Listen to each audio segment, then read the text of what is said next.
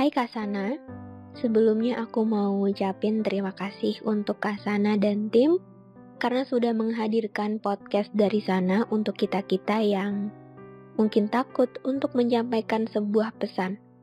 Semoga Kak Sana dan tim sehat selalu. Amin. Kak, aku punya teman sekelas, cowok. Panggil aja dia Ray, nama samaran. Sebenarnya aku sama dia sama sekali nggak deket. Padahal kita selalu satu kelas. Walaupun pas naik kelas 12 kelas kita diacak lagi, tapi entah kenapa kita selalu bareng. Dan anehnya, absen aku sama dia selalu atas bawah, karena huruf depan kita sama.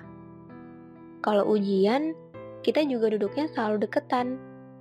Dan kita sama-sama pendiam di kelas. Karena itu yang membuat kita sering dijodoh-jodohin sama anak-anak di kelas. Sekarang kita udah lulus. Suatu ketika, aku ketemu sama dia. Dia lagi jajan di dekat kampus aku. Tahu nggak Kak, apa yang dia lakuin pas kita ketemu? Dia nyapa aku duluan. Sebenarnya waktu itu aku nggak sadar kalau itu dia. Tapi pas dia nyapa, aku kaget kalau itu dia. Dia manggil, Rara. Terus aku jawab, Ray. Dan abis itu, karena kita nggak deket, jadi aku bingung harus ngobrolin apa sama dia. Dan juga aku lagi sama temen aku, dan dia juga lagi sama temennya.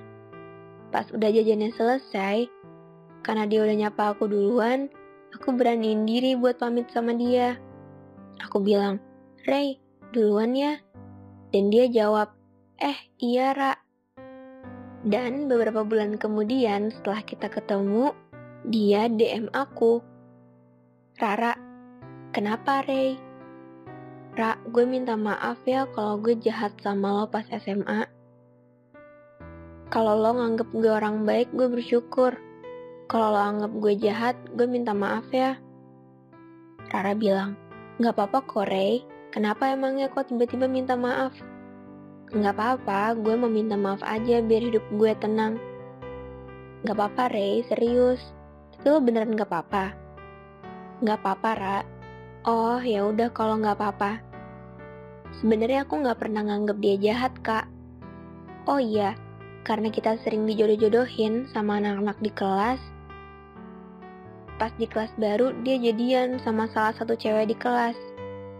Jujur aku gak pernah nganggep dia jahat sama aku. Makanya aku bingung pas dia DM kayak gitu.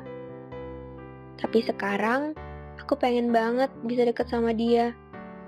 Mungkin karena anak-anak kelas aku yang dulu, yang ngebuat kita kayak orang musuhan. Buktinya, sekarang pas kita udah lulus, dia berani nyapa aku duluan. Dan sempat beberapa kali aku mimpiin dia Kak. Aku takut dia kenapa-kenapa. Dan sekarang, aku selalu doain dia. Biar dia selalu dijaga Allah dan semoga Allah masih mengizinkan aku sama dia ketemu lagi. Jujur banyak banget yang mau aku sampein ke dia, termasuk gosip-gosip yang dulu yang ngebuat kita kayak orang musuhan. Sekarang dia kuliah di salah satu universitas di Bandung.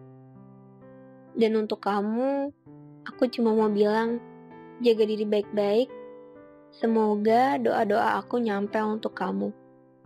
Semangat kuliahnya harus lebih baik lagi dari yang kemarin waktu SMA. Dan semoga kita bisa ketemu lagi, bisa saling cerita, dan bisa berteman baik. Semoga bahagia selalu.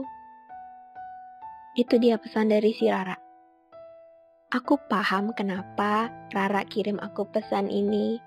Karena Rara ingin memulai sesuatu tapi bingung caranya gimana.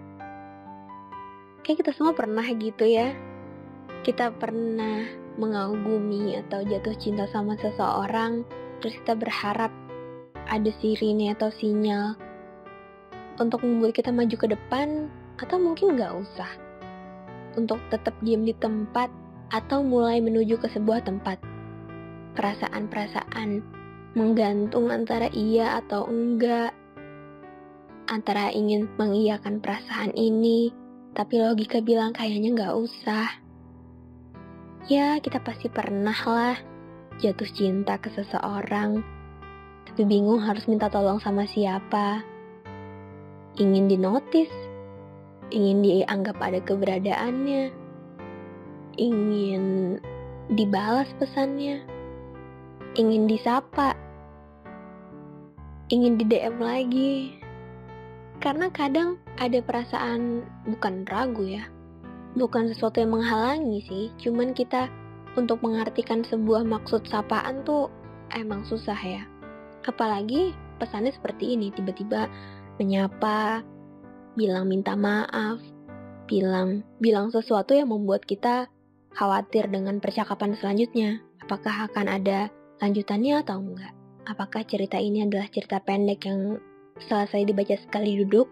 Atau bisa jadi sebuah novel tebal yang berkelanjutan lagi di bab selanjutnya?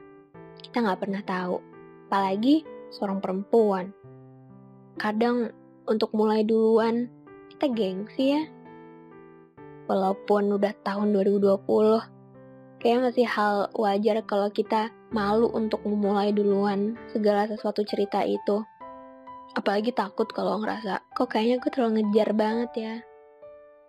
Ya kita pasti takut lah punya perasaan-perasaan negatif di mana kita takut kalau perasaan kagum, perasaan suka, perasaan sayang kita ke seseorang bisa mengganggu orang itu. Makanya kita memilih untuk menunggu di sebuah tali yang kita nggak tahu tali itu kokoh atau enggak. Tali itu sanggup untuk menopang kita atau enggak, kita nggak tahu. Dan lagi-lagi ada banyak perasaan yang cukup dibalas dengan doa dan harapan aja gitu ya. Karena menurut saya puncak kasih sayang itu ketika yang kita mau orang itu bahagia gitu.